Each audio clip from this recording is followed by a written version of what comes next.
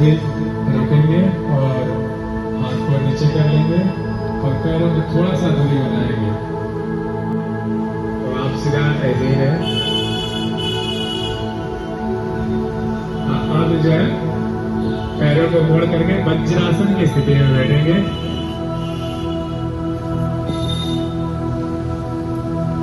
वज्रासन ही एक ऐसा आसन है जो खाना खाने के बाद ही किया जाता है और ये खाना खाने के बाद वैसे करना ही चाहिए। आप ज्यादा कहीं खा ली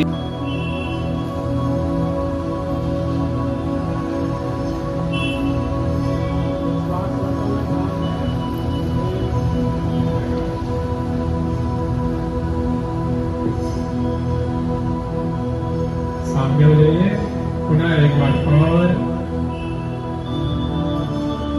फिर सामने, पुनः एक बार और फिर दूसरी तरफ सामने हो जाइए।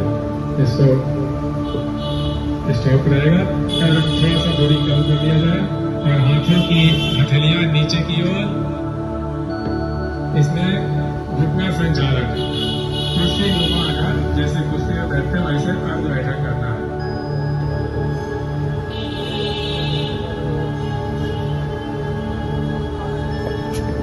जिनको आर्थराइटिस की प्रॉब्लम है उसको थोड़ा सा अपनी शक्ति और सामर्थ्य का हमेशा ध्यान रखना है।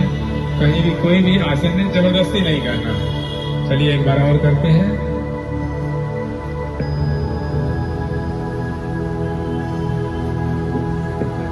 बहुत अच्छा।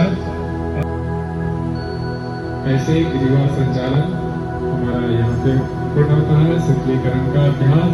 अब हाथों को पुनः समय स्थिति में लाएंगे और पैर को 2 से 3 इंच का थोड़ा सा दूरी बना लेंगे, सामने रखेंगे।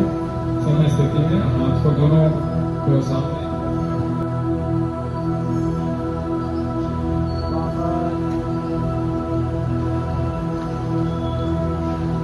अब हस्तों को झुकाइए, फिर श्वास छोड़ते हुए और फिर श्वास बढ़ते हुए सामने और फिर श्वास छोड़ते हुए बाईं तरफ, फिर श्वास लाते हुए सामने, फिर श्वास छोड़ते हुए दाहिनी तरफ, फिर श्वास छोड़ते हुए सामने, फिर बाईं तरफ, फिर सामने। इस प्रकार से हम लोगों ने एक ग्रीवा चालन बोलते हैं। इसमें सर्वाइकल पेन और गर्दन की समस्याओं के लिए लाभ का उपासते संजनानां उपासते। तो हम सब योग करने के लिए तैयार हैं। हम सबका परम सौभाग्य है। और योग वैसे मॉर्निंग काल में ही होता है और खाली पेट होता है, लेकिन अभी एक चलते हैं देवलोक में। तो आप पूरी तरह से लंबा गहरा श्वास लीजिए और छोड़ दीजिए और उसमें लंबा गहरा श्वास भरिए और छोड़ दीजिए। हम सांस लीजिए, छोड़िए। आप ऐसा अनुभव करिए पूरी तरह से आराम की मुद्रा में।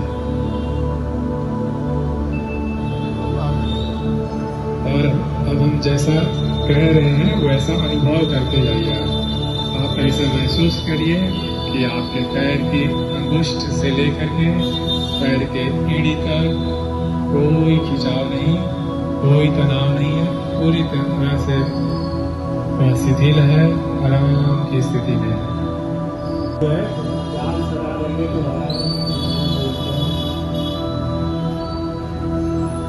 इसको होते हैं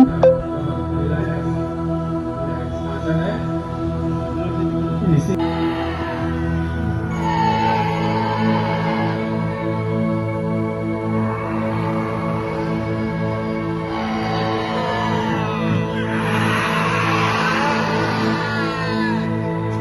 इसको अपनी आवश्यकता अनुसार से तो कर सकते हैं। थोड़ा गले को सहला लीजिए।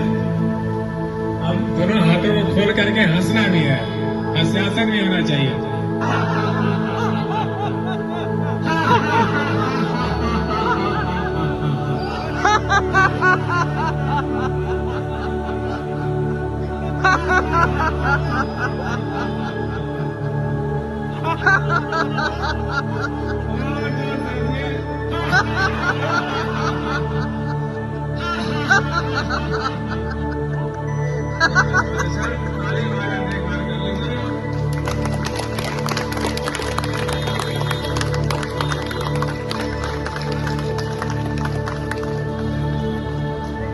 चलिए, बहुत अच्छा। आप सभी का